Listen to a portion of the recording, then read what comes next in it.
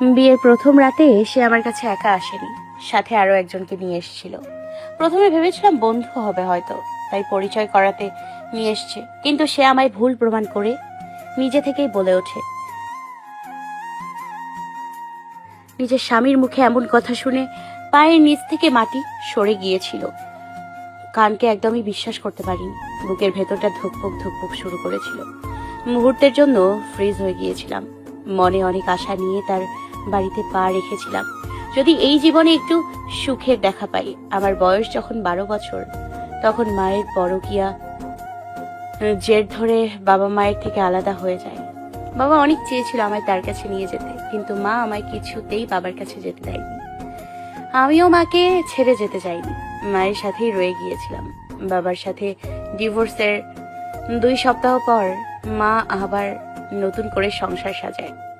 আমার মায়ের সেই স্বামীকে আমি একটু পছন্দ করতাম না।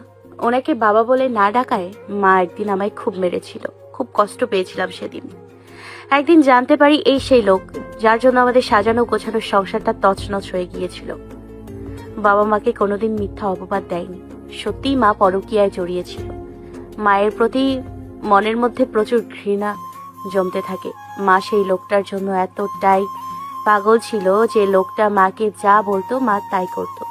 শত কষ্ট বুকে চেপে বাবার জন্য অনেক অপেক্ষা করতাম। এই বুঝি বাবা আমাকে এই জাহান্নাম থেকে বের করে নিয়ে যাবে, কিন্তু বাবা আর কখনোই ফিরে আসেনি। এখনো জানি না আমার বাবা কোথায় আছে, কেমন আছে। এই লোকটার কথায় মা আমার পড়াশোনা বন্ধ করে দেয়। নিজের মা আমার সাথে সৎ মায়ের মতো ব্যবহার শুরু করে। ঘরের যাবতীয় সব কাজ আমায় দিয়ে করাতো। পান থেকে চুন খসলে খুব মারতো, খুব অত্যাচার হতো আমার উপর। একদিন মাকে শক্ত করে জড়িয়ে ধরে কান্না করেছিলাম। মা, কেন আমার সাথে এমন করছো? আমি তো তোমারই মেয়ে, কেন আমায় এত কষ্ট দিচ্ছ? আমি যে আর পারছি না। মা আমায় একটা তাচ্ছিলের হাসি দিয়ে বলে আমি নাকি তার নিজের মেয়ে নই। বাবার শারীরিক সমস্যার কারণে মা গর্ভধারণ করতে পারেনি, তাই তারা আমায় দত্তক নেয়। সত্যি বলতে আমার পুরো দুনিয়াটা এমনিতেই ওলটপালট ছিল। মায়ের এমন কথায় আমার একটু কষ্ট হয়নি, শুধু একটু অবাক হয়েছিলাম। নিজের মায়ের থেকে নিজের মেয়ের সাথে কি কেউ এমন করতে পারে? বাবা আমায় খুব ভালোবাসতো, তাই বাবার কাছে আমায় দেয়নি। বাবার সুখ নাকি মায়ের পছন্দ না, তাই বাবার থেকে আমায় কেড়ে নেয়। খুব একা হয়ে গিয়েছিলাম। আমার বয়স তখন 16। শারীরিক দিক থেকে তখন আমাকে অনেকটা বড় লাগতো। এমনই এক রাতে রান্নাঘরে ঘুমোচ্ছিলাম। মাঝরাতে কারোর হাতের ছোঁয়ায় ঘুম ভেঙে যায়। চোখ মেলে দেখি ওই লোকটা হাতে আমার ওড়না, আর লোকটা আমার দিকে কুকুরের মতো করে তাকিয়ে লালা ফেলছে। ভয়ে রান্নাঘরের এক কোণায় চলে যায়। সেও ধীরে ধীরে আমার কাছে এসে বসে। তার মতলব বুঝতে পেরে জোরে চিৎকার দিয়ে উঠি। কোথায় থেকে যেন মা দৌড়ে আসে। আমাদের এমন অবস্থায় দেখে মা ভীষণ রেগে যায়। মাকে দেখে লোকটা আমার ওড়না আমার মুখের ওপর ছুঁড়ে মেরে চলে যায়। সেই রাতে মা আমায় খুব মারে। মা ওই লোকটাকে ভীষণ ভালোবাসতো, তাই হয়তো তার রাগ আমার ওপর দিয়ে ওঠায়। মায়ের মার খেয়ে 2 দিন ভীষণ জ্বর ছিল। হাঁটতে পারছিলাম না, তবুও ঘরে প্রতিটা কাজ আমায় করতে হয়েছে। মায়ের এই স্বামীর ভয়ে মা আমাকে বাড়ি থেকে তাড়ানোর উপায় খুঁজতে থাকে। আমার বিয়ে ঠিক করা হয়। যার সাথে আমার বিয়ে ঠিক করা হয় তাকে আমি বিয়ের আগ পর্যন্ত দেখিনি, চিনিও না। শুনেছিলাম আমার বর মায়ের ওই স্বামীর সাথে কিসের যেন ব্যবসা করে। সেই সূত্রে মা তাকে ওই জাহান্নাম থেকে বের হয়ে নিজের স্বামীর বাড়ি এসে একটা স্বস্তির নিঃশ্বাস ফেলি। এবার যদি জীবনে একটু সুখে দেখা পাই। স্বামীর বাড়ি এসে জানতে পারি ওনার পরিবারে কেউ নেই, উনি একাই এই বাড়িতে থাকেন। মনে মনে খুব লোভ হচ্ছিল। ওনার শূন্য মনে শুধু আমারই জায়গা হবে। ওনার সব ভালোবাসা জুড়ে শুধু আমিই থাকবো। খুব আশা ভরসা নিয়ে বাসর ঘরে বউ সেজে ওনার জন্য অপেক্ষা করছিলাম। এই বুঝি উনি এসে আমার ঘোমটা তুলবে, আর আমি লজ্জায় লাল হয়ে যাব। তখন উনি আমার লজ্জা ভাঙাবেন। আমার সব স্বপ্ন মাটি করে দিয়ে উনি বাসর ঘরে অন্য লোক নিয়ে এসে তার সাথেই আমার রাত কাটাতে বলেন। খুবই ভয় পেয়ে যাই। এক জাহান্নাম থেকে বের হয়ে বুঝি আর এক জাহান্নামে প্রবেশ করলাম। উনি আমাকে কিছু কাপড় হাতে ধরিয়ে দিয়ে তৈরি হতে বলে রুমের বাইরে চলে যায়। ধরেই নিয়েছিল আমার জীবনটা শেষ। স্বামী হয়ে কি করে নিজের বিয়ে করা বউকে অন্যের হাতে তুলে দিতে পারে? কি করে আমার সব স্বপ্ন এভাবে চুরমার করে দিতে পারে? সেও বুঝি মায়ের সেই স্বামীর মতো চোখ দিয়ে অঝরে পানি ঝরছিল। চিৎকার করে বাবাকে ডাকতে ইচ্ছে করছিল। বাবার সাথে থাকলে হয়তো আজ আমার এমন অবস্থা হতো না। কিছুক্ষণ আগেও যেই ঘরটাকে আমার দিন বদলে যাওয়ার কারণ ভেবেছিলাম, এখন মনে হচ্ছে সত্যি সেই ঘরটা আমার দিন বদলে যাওয়ার কারণ হবে, তবে নতুন করে নয়। পুরনো কষ্টে ঘি ঢালার মতো করে বুকটা চিরে কান্না করতে থাকি। হঠাৎই আমার স্বামীর সাথে আসা লোকটা আবার ঘরে প্রবেশ করে। রুমে ঢুকে লোকটা আমায় ধমক দেয়। কেন জানি কেন আমি এখনো বিয়ের কাপড় চেঞ্জ করিনি। ঝাঁপিয়ে পড়ে ওনার পা দুটো ধরে কান্না করতে থাকি, কিন্তু লোকটা আমার চুলের মুঠি ধরে আমায় দাঁড় করায়। নিচ থেকে ওপর পর্যন্ত একবার চোখ বুলিয়ে নেয়। এত সুন্দর কেন রে তুই? শুনলাম তুই নাকি এখনো ভার্জিন, একদম কচি মা। আহ, কত মজা হবে আজ রাতে, তোর জীবন রঙিন করে দেব আমি। কাপড় খোল। মুখ দিয়ে কোনো কথা বের হচ্ছিল না আমার, শুধু ওনার দিকে হাত জোর করে কেঁদেই যাচ্ছিলাম। কিন্তু ওই লোকটার একটু মন গলেনি। আমায় ধাক্কা দিয়ে বিছানায় ফেলে দিয়ে আঁচল টেনে কাপড় খোলার চেষ্টা করে। মনে মনে ভেবেই নিয়েছি এই জীবনটা আর রাখবো না। লোকটাকে ধাক্কা দিয়ে সরিয়ে টেবিল থেকে ফল কাটার ছুরিটা হাতে নিই। নিজের গলায় ছুরি ধরে নিজেকে শেষ করে দেওয়ার হুমকি দিতে থাকি। লোকটা বেশ ভয় পেয়ে যায়। লোকটা নরম গলায় কথা বলতে বলতে ধীরে ধীরে আমার কাছে এসে দাঁড়ায়। তার উদ্দেশ্য ছিল এক ঝটকায় আমার হাত থেকে ছুরিটা নিয়ে নেবে। আমার কিছুটা সামনে এসে লোকটা এক লাফ দিয়ে ছুরিটা ধরার চেষ্টা করে। ছুরিটা ওনার দিকে তাক করে ধরি। লাফ দেওয়ার ফলে লোকটা এসে সোজা ছুরির ওপর পড়ে। মুখে হাত দিয়ে ফ্লোরে বসে পড়ে সে। ভালো করে খেয়াল করে দেখি ছুরিটা ওনার বাম চোখে ঢুকে গেছে। চোখ দিয়ে অঝরে রক্ত বের হতে থাকে। মুহূর্তেই লোকটা জ্ঞান হারায়। ভীষণ ভয় পেয়ে যাই। দরজার বাহির থেকে আমার স্বামী নামক লোকটা জোরে জোরে বলতে থাকে, এই মানুষ নামক নরপশুর হাত থেকে বাঁচার জন্য জানালার থাই গ্লাস খুলে রুম থেকে বেরিয়ে পড়ি। জানালায় কোনো গ্রিল না থাকায় বের হতে আমার কোনো সমস্যা হয়নি। রুম থেকে বের হয়ে দৌড়তে থাকি। অন্ধকারে চোখ বন্ধ করেই দাঁড়িয়ে থাকি। জানি না কতক্ষণ দৌড়াই। একটা সময় জ্ঞান হারিয়ে পড়ে যাই। যখন জ্ঞান ফেরে তখন নিজেকে বিছানায় আবিষ্কার করি। পাশে একটা বয়স্ক মহিলা বসে। কি হয়েছে মা তোমার? কোথা থেকে এসেছো? আমি এখানে কি করে এলাম?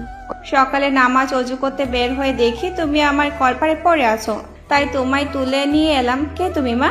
ওই ভদ্র মহিলাকে সবকিছু খুলে বলি। উনি একটা দীর্ঘশ্বাস ফেলে আমার দিকে করুণ দৃষ্টিতে তাকান। ওই পশুটার ভাগ্যে বুঝি তুমিই পড়লে। জানো কে সে? কে? এই এলাকার নাম করা পতিতা ব্যবসায়ী। আর তুমি কি না তাকে বিয়ে করলে? বিয়ের আগে আমি কিছুই জানতাম না। এখন সে যদি জানতে পারে যে তুমি এখন এই এলাকায় আছো, তোমায় সে খুঁজে বের করবে। এখন আমি কি করব দাদু? আর সারাদিন তুমি এখানে লুকিয়ে থাকো, রাতের আধারে এই এলাকা ছেড়ে পালিয়ে যাবে। কোথায় যাব আমি? আমার যে কোথাও যাওয়ার জায়গা নেই। বাসে সারে তোমাকে যেতেই হবে। তুমি অন্য কোনো শহরে চলে যাও। দাদু, পৃথিবীটা বড্ড নিষ্ঠুর। তার চেয়েও নিষ্ঠুর এই পৃথিবীর মানুষগুলো। ওরা আমায় বাঁচতে দেবে না। দেখো মেয়ে, তুমি এখনো ছোট, জীবনের মানেটা তুমি এখনো জানো না।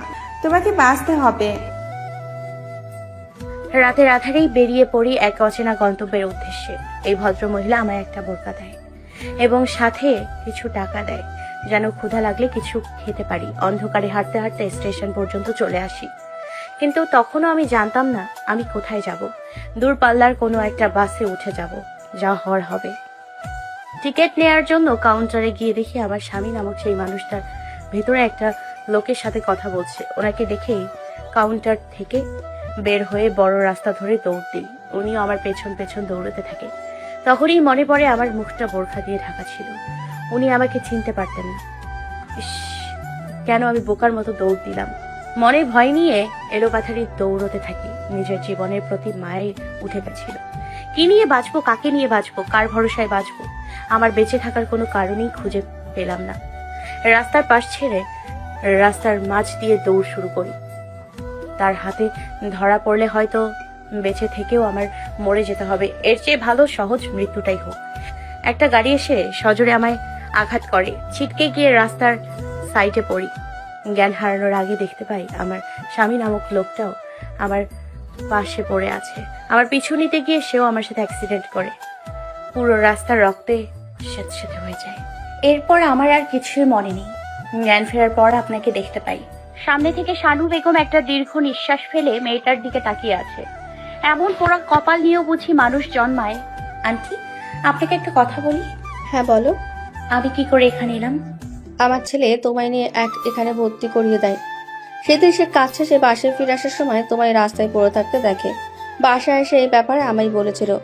2 মাস তুমি আইসিইউতে ছিলে, কেউ তোমার খোঁজ নিতে আসেনি। আজ তোমার জ্ঞান ফিরলে হাসপাতাল কাউন্টার থেকে তারা আমার ছেলেকে ফোন দেয়। ও আসতে পারেনি, তাই আমি তোমাকে দেখতে এলাম। আর ওই লোকটা কে? আমার সাথে যে অ্যাক্সিডেন্ট করেছিল, সে ওখানেই মারা গেছে। আলহামদুলিল্লাহ, আল্লাহ তার বিচার করেছেন। তোমার নাম কি মা? মিষ্টি। বাহ, নামটাও তোমার মতো মিষ্টি। চলো আমার সাথে। কোথায়? আমার বাসায়। বাসায় কেন? বাসায় আমার মেয়েকে একা রেখে এসেছি। দেরি হলে চিল্লাচিল্লি করবে। আর তোমার তো কোথাও যাওয়ার জায়গা নেই, আমার সাথে চলো। আপনাদের সাথে? ভয় পেও না, সব পরিবার খারাপ হয় না। সেটা নয়। এত কথা না বলে ওঠো। হাসপাতালের সব ঝামেলা শেষ করে মিষ্টিকে সাথে নিয়ে শানু বেগম বাসায় ফেরেন। মিষ্টি অনেকটা অবাক হয়। কোথায় যাবে সে, কি করবে, কোথায় থাকবে, মনের মধ্যে অনেক কিছু ঘোরপাক খাচ্ছে। এই ভদ্র মহিলা তার সাথে করে নিজের ঘরে নিয়ে এলো, কিন্তু এর পরের গন্তব্য কোথায়? এই মেয়ে, দাঁড়িয়ে আছো কেন? ভেতরে আসো। জি আন্টি। ভেতর থেকে মিষ্টির বয়সী একটা মেয়ে বেরিয়ে আসে। ও মা, কে গো মা উনি? তোর ভাইয়া বলেছিল যে সেই মেয়ে। ও আচ্ছা, ওনাকে আনতে গিয়েছিলেন? হাই, এসো এসো, ভেতরে এসো। তোমায় বলেছিলাম না আমার একটা মেয়ে আছে? এই হলো আমার মেয়ে রিয়া। নতুন মানুষের সামনে পড়ে মিষ্টির কথাই বন্ধ হয়ে যায়। বেশ অবাক হয়ে মানুষগুলোকেই যাচাই করছে সে। মানুষগুলোর কথাবার্তা কত সুন্দর, কতটা নম্র। রিয়া মিষ্টির হাত ধরে মিষ্টিকে নিজের রুমে নিয়ে যায়। কিছুটা লজ্জা লাগলেও নিজেকে রিয়ার সাথে মানিয়ে নেওয়ার চেষ্টা করে যায় সে। তোমার নাম কি গো? মিষ্টি। কত সুন্দর নাম তোমার। আর আমার নাম হলো রিয়া। তোমার নামটাও খুব সুন্দর। তাই? এসো, ফ্রেশ হয়ে নাও। ভাইয়া খাবার আনতে গেছে, একটু পরে চলে আসবে। আমরা একসাথেই খাবো। আমার তো কাপড় নেই। ওমা, কি বলো? এই আলমারিতে যা আছে সব আমারই। তোমার যেটা পছন্দ হয় এখান থেকে নিয়ে পরে নাও। কি হলো, লজ্জা পেও না। যাও, গোসল করে নাও। মিষ্টি একটা গামছা হাতে নিয়ে বাথরুমে চলে যায়। গোসল শেষে রিয়ার দেয়া তোয়ালেটা পরে রিয়ার বিছানায় বসে আছে সে। রিয়ার ব্যবহার করা আলমারিতে হাত দিতে কেমন যেন লাগছে। মেয়েটা নিজের হাতে একটা কাপড় বের করে দিলে হয়তো পরা যেত। কোথায় যে গেল মেয়েটা ডাকাও যাচ্ছে না। হঠাৎই একটা ছেলে দরজা খুলে রিয়ার রুমে প্রবেশ করে। আচমকা চোখের সামনে একটা পুরুষ মানুষ দেখতে পেয়ে মিষ্টি ঘাবড়ে যায়। পরনে একটা তোয়ালে ছাড়া আর কিছুই নেই। বেসামাল হয়ে নিজেকে আড়াল করার চেষ্টা করে মিষ্টি। ছেলেটাও মিষ্টিকে এমন অবস্থায় দেখে আবার বেরিয়ে পড়ে। একটু পর রিয়ার রুমে প্রবেশ করে দেখে মিষ্টি খাটের এক কোনায় গুটি মেরে বসে আছে। কি গো, তুমি দেখি তোয়ালে পরে বসে আছো, কাপড় পরবে না? আসলে আপনার আলমারিতে হাত দিতে আমার কেমন যেন লাগছে, আপনার জন্যই বসেছিলাম।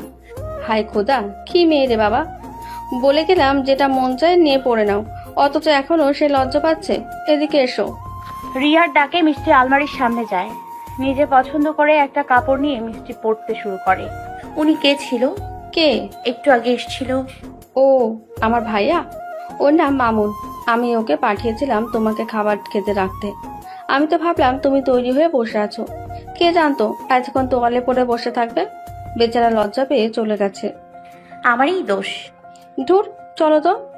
আজ আমরা কিছুই রান্না করিনি, বাইরে থেকে খাবার নিয়ে আসছে ভাইয়া। এসো, খাবে। আপনারা রান্না করেন না? করি তো, শুধু শুক্রবারে করি না। শুক্রবারে ভাইয়া ছুটি, তাই আমরা এই দিনে বাইরে গিয়ে খেয়ে আসি। আজ তো তুমি আছো, তাই আজ সব ঘরেই নিয়ে এলাম। আমার জন্য আজ আপনারা বাইরে যেতে পারলেন না?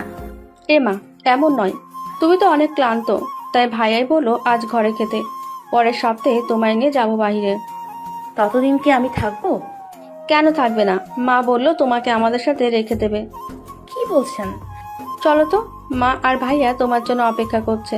আচ্ছা চলেন। খাবার টেবিলের সামনে গিয়ে মিষ্টি দাঁড়িয়ে আছে। আরে, দাঁড়িয়ে আছেন কেন? বসুন। আমার টেবিলে খাওয়ার অভ্যাস নেই, মাটিতে বসেই খেতাম। মা চলো, আজ আমরা ফ্লোরে বসে খাই। তোর মাথা খারাপ হয়েছে? সমস্যা কি? এতদিন তো টেবিলেই খেয়েছিস, আজ না হয় ফ্লোরে বসেই খেয়ে দেখ না। তুই খা, আমি খাবো না। মা, ওকে বলো না। হ্যাঁ রে মামুন, আয় আজ আমরা নিচে বসেই খাই। মা, তুমিও? ধুর, ভাল লাগে না। রিয়া দেরি না করে নিচে জায়গা করে সব খাবার নিচে নামিয়ে নেয়। একটু দূরে দাঁড়িয়ে মিষ্টি অবাক চোখে তাদের দিকে তাকিয়ে আছে। কোনো কথা বলবে তারও সাহস করে উঠতে পারছে না। তার জন্য আজ সবাই নিচে বসে খাবার খাচ্ছে। মিষ্টি রিয়ার পাশে বসেই খাবার খাচ্ছে। জীবনে প্রথম কত সব নতুন নতুন খাবার সে চোখের সামনে দেখছে। অদ্ভুত বিষয় হলো খাবারগুলোর নামও সে কখনো শোনেনি। মায়ের কাছে যখন ছিল কাঁচা মরিচ বা পেঁয়াজ বা মাঝে মাঝে কপালে একটু তরকারি জুটলে সেগুলো দিয়েই খেত। যখন বাবা মায়ের সাথে একসঙ্গে ছিল তখনও এমন খাবার খাওয়ার সৌভাগ্য হয়নি। এই নে, খাচ্ছ না কেন? কেমন কেমন যেন এগুলো। ও মা, আগে খাওনি? না হায় আল্লাহ, কষ্ট করে খেয়ে নাও, এখন তো আর কিছুই নেই। না না, সমস্যা নেই, আমি খেয়ে নিব। মা, উনি কোথায় যাবে কিছু জানে? মামুনের এমন কথা শুনে মিষ্টির বুকের মধ্যে একটা মোচড় দিয়ে ওঠে। সত্যি তো, সে এখন কোথায় যাবে? এই পৃথিবীতে তো তার আর আপন বলতে কেউ নেই যে তার কাছে গিয়ে আশ্রয় নেবে। কথাটা ভাবতেই চোখ দুটি ছলছল করে ওঠে মিষ্টির। কোথায় যাবে সে? তার তো কোথাও যাওয়ার জায়গা নেই। আর এই মুহূর্তে মেয়েটা বাইরে বের হলেও ওর বিপদ হবে। কি করবে সে? এখনো তো সে ছোট। তাহলে কি করবে মা? সেটাই তো ভাবছি। এই মেয়ে আমাদের সাথে থাকবে? শানু বেগমের কথা শুনে মিষ্টির নিজের জবাব হারিয়ে ফেলে। কি উত্তর দেবে? আন্টি, আপনারা আমার যে উপকার করেছেন তার জন্য আমি আপনাদের কাছে ঋণী। আমি আর আপনাদের বোঝা বাড়াতে চাই না। কোথাও গিয়ে একটা কাজ আর আশ্রয় খুঁজে নিব। তুমি তো বাইরের দুনিয়াটা দেখলেই কতটা কঠিন এই দুনিয়া। তুমি পারবে না বাইরে গিয়ে থাকতে। কি আর করব বলুন? কোথাও গিয়ে কাজ করে নিজের পেট চালিয়ে নিব। তোমার কাজ লাগবে? হুম। আমি তোমাকে কাজ দিব, করবে? সত্যি হুম, করব আমি। ঠিক আছে। কি কাজ আন্টি? সেটা পরে বলবো। এখন খেয়ে রিয়ার রুমে গিয়ে বিশ্রাম নাও।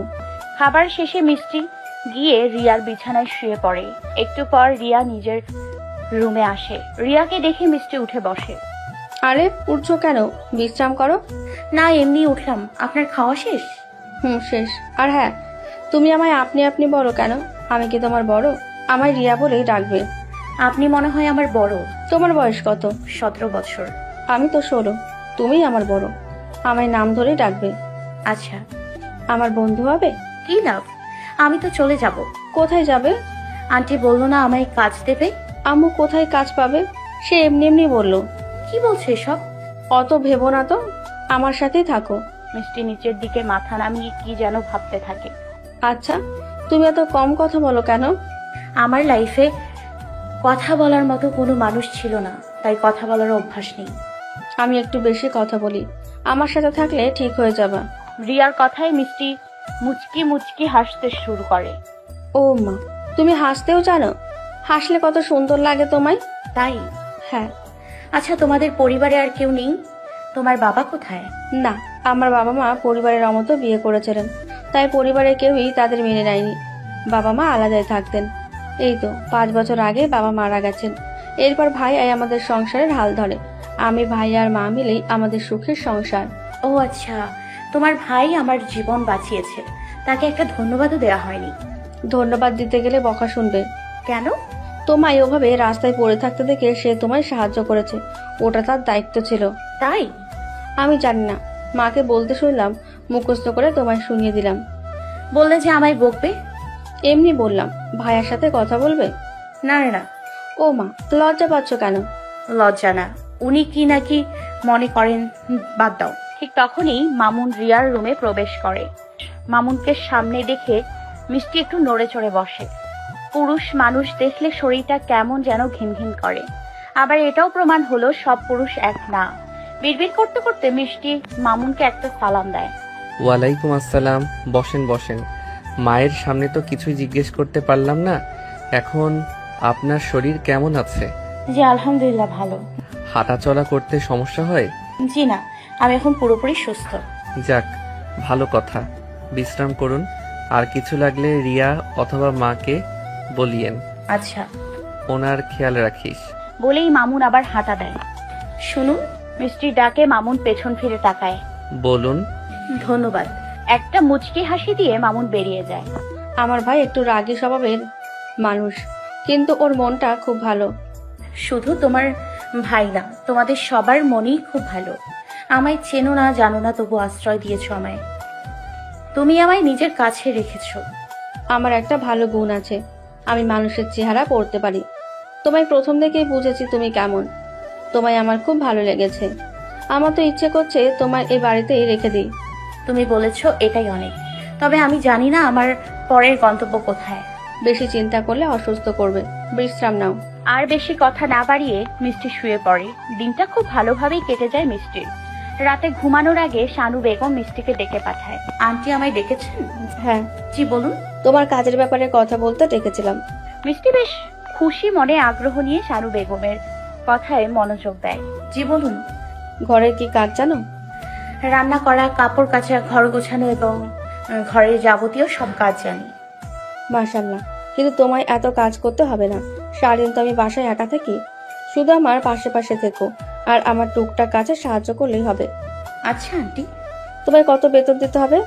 কিছু লাগবে না, টাকা দিয়ে আমি কি করব? শুধু খাবার আর আপনার ঘরের এক কোণে পড়ে থাকতে দিলেই হবে। পাগলি মেয়ে, টাকা লাগবে না কেন? আর ঘরের এক কোণায় থাকতে হবে কেন? তুমি রিয়ার সাথেই থাকবে। টাকা দিয়ে আমি কি করব? এমনি কিছু প্রয়োজন পড়লে আপনাকে বলবো। আচ্ছা, নাস্তা বানাতে পারো? জি আন্টি। আচ্ছা, সকালের নাস্তা তুমি বানাবে। কাল আমরা তোমার হাতে নাস্তা খাবো। ঠিক আছে। মিষ্টি খুশিতে কেঁপে ওঠে। এই বুঝি তার মাথা গোজার জায়গা হয়ে গেল। অমনি শানু বেগমকে সালাম করে বসে মিষ্টি। কি করছো? আপনি আমার জন্য অনেক করেছেন। সত্যি আমি আপনার প্রতি কৃতজ্ঞ। দেখতে তো একদম বাচ্চাদের মতো, কিন্তু কথা বলো মুরব্বীদের মতো। বয়স কত তোমার? 17। বয়স কম ঠিকই, কিন্তু দুনিয়া তোমায় অনেক কিছু শিখিয়েছে। অনেকটা ম্যাচিওর তুমি। অনেক রাত হয়েছে, যাও ঘুমিয়ে পড়ো। সকালে তাড়াতাড়ি উঠতে পারো? জি আন্টি, আমার অভ্যাস আছে। নামাজ পড়ো? জি আন্টি। মাশাআল্লাহ, যাও। হাসি মুখে মিষ্টিকে রুমে ঢুকতে দেখে রিয়া জিজ্ঞেস করে ওঠে। কি গো, মা কেন ডাকলো তোমায়? আমায় কাজ দিল। মা, কাজ কোথায় পেল? কি কাজ সেটা? ওনার আশেপাশে থাকা। এটা কোনো কাজ হলো? বেতন কত দেবে? বেতন লাগবে না। লাগবে না? তুমি একটা বোকা মেয়ে। টাকা দিয়ে আমি কি করব? জমাবে। বলা তো যায় না কখন কি প্রয়োজন পড়ে। আন্টির কাছেই না হয় জমা থাকুক, কিছু প্রয়োজন পড়লে তখন ওনাকে বলবো। আচ্ছা যাই হোক, তুমি তাহলে কোথাও যাচ্ছ না? সেটাই তো মনে হচ্ছে। সকালে সবার আগে ঘুম থেকে উঠে নামাজ শেষ করে রান্নাঘরে চলে যায় মিষ্টি। শানু বেগম তখনও নিজের রুমে নামাজের পাটিতে বসে। ধীরে ধীরে সকালের আলো ফুটলে তিনি রান্নাঘরের দিকে পা বাড়ান। রান্নাঘরে প্রবেশ করে দেখেন মিষ্টি আগে থেকেই রান্নাঘরে এবং নাস্তাও ইতিমধ্যে তৈরি হয়ে গেছে। তুমি কখন এলে? নামাজ শেষে এলাম। আমায় ডাকলে না যে?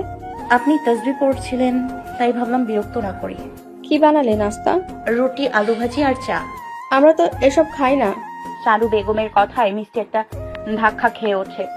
আরে ভয় পেও না, আমরা এটাই খাবো। মামুন রুটি আর আলু ভাজি বেশ পছন্দ করে। অমনি মিষ্টির মলিন মুখে আবার হাসি ফুটে ওঠে।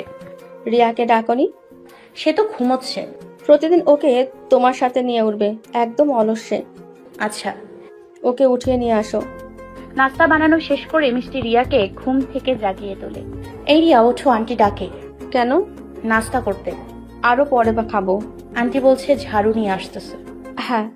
তড়িঘড়ি করে বিছানা ছেড়ে রিয়া ফ্রেশ হতে চলে যায়। চলে এলে যে? রিয়া কোথায়? মুখ ধুয়ে আসতেছে। আচ্ছা, এই চাটা মামুনকে দিয়ে আসো। আমি? হ্যাঁ, কেন? কোনো সমস্যা? না আন্টি, কি যে বলেন, উনি উঠে গেছেন। একটু আগে আমি ডেকে এসেছি, উঠে গেছে হয়তো। আচ্ছা দিন, আমি দিয়ে আসি। নাও। চায়ের কাপ হাতে নিয়ে মিষ্টি মামুনের রুমের দিকে পা বাড়ায়। হাতটা কেমন যেন কাঁপছে। এই বুঝি চায়ের কাপটা পড়ে যাবে। কেন যেন মামুনের রুমের দিকে যেতেই মিষ্টি ঘামতে শুরু করে। কাঁপতে কাঁপতে মামুনের রুমে প্রবেশ করে মিষ্টি। এখনো বিছানা ছেড়ে ওঠার নাম নেই। আন্টি বলল উঠে গেছে। চাটা কি রেখে চলে আসবো নাকি নাকি ডেকে উঠিয়ে আসবো? 9-6 ভাবতে ভাবতে চাটা টেবিলে রেখে মিষ্টি আবার শানু বেগমের কাছে ফিরে আসে। চা দিয়েছো? জি আন্টি। অফিসে যাওয়ার জন্য তৈরি হচ্ছে। না, ঘুমাচ্ছে দেখলাম। দেখো কাণ্ড, ডেকে তুললো না কেন? যদি বকা দেয়? বকবে না, বলবে যে আমি তোমাকে পাঠিয়েছে, জলদি যাও। আচ্ছা।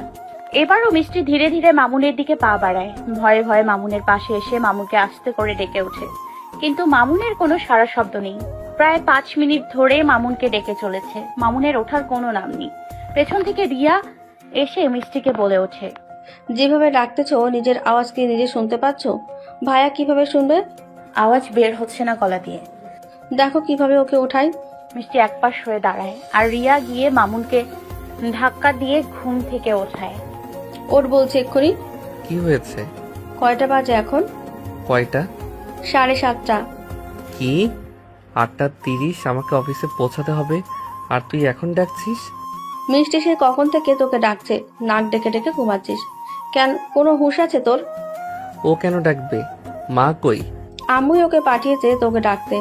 অনেকক্ষণ হয়ে গেল মিষ্টি এসেছে, তাই আম্মু আমাকে পাঠালো। এখন ওঠ। এই শুনেন, আমার ঘুম একটু গাঢ়, কারো ডাকে আমার ঘুম ভাঙে না। পরে কখনো ডাকতে আসলে আমাকে হালকা ধাক্কা দিয়েন। আচ্ছা ভাইয়া।